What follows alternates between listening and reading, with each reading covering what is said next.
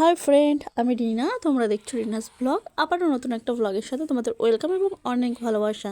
আজ তোমাদের দাদা ভাইয়ের ছুটি আছে, ওই জন্য একটু ভাবলাম যে একটু কোথাও থেকে ঘুরে আসা যাক।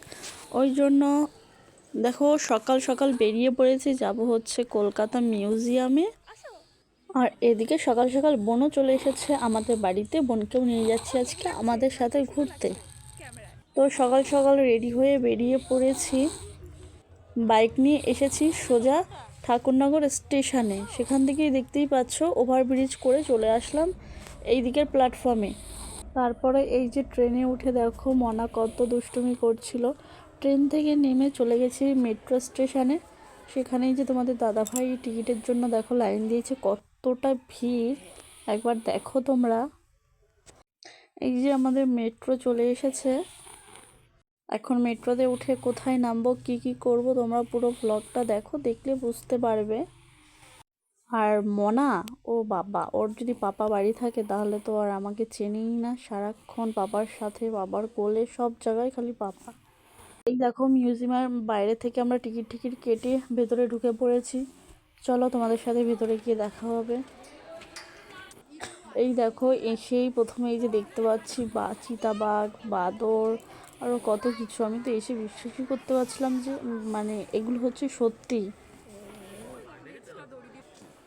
চলো কি দেখেছি তোমাদেরকে ঘুরে ঘুরে দেখাই।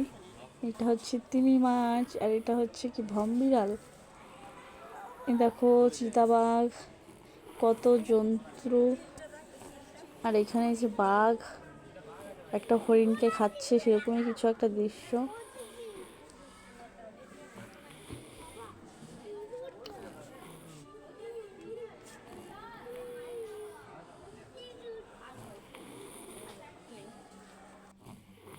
আর এইটা দেখো, এইটা হচ্ছে ডাইনোসরের মানে হাড়গোড়, যেটা আমি দেখে অবাক হয়ে গেছিলাম। মানে কি নেই সেখানে, আমি তো জাস্ট রীতিমতন অবাক হয়ে গেছিলাম যে এত কিছু, মানে একবার চোখে বিলিভ করতে পারছিলাম না যে সত্যি এগুলো অরিজিনাল জিনিস। আর এখান থেকে বেরিয়ে দেখো চলে গেছিলাম খাওয়া দাওয়া করে।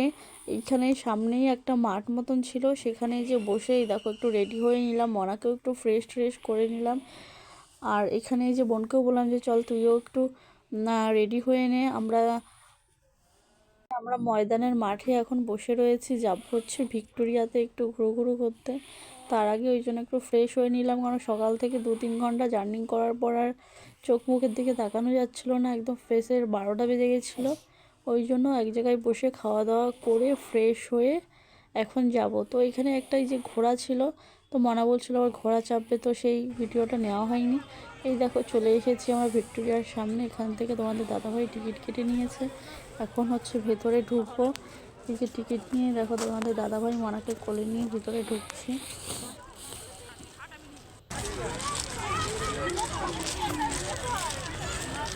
ভিডিওটা কেমন লাগলো অবশ্যই সবাই কমেন্ট করে জানিও। আর এ হচ্ছে আমার বোন। এই দেখো একটু ভিডিওর সামনে আসতে চাই না, কেন জানি না, ওর এত লজ্জা কোথার থেকে আসে।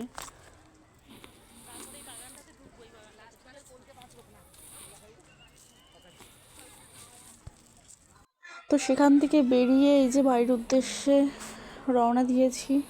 এই যে ট্রেন চলে এসেছে। আর এই দেখো মনা ট্রেনের মধ্যে এসে কি দুষ্টুমি করছিল।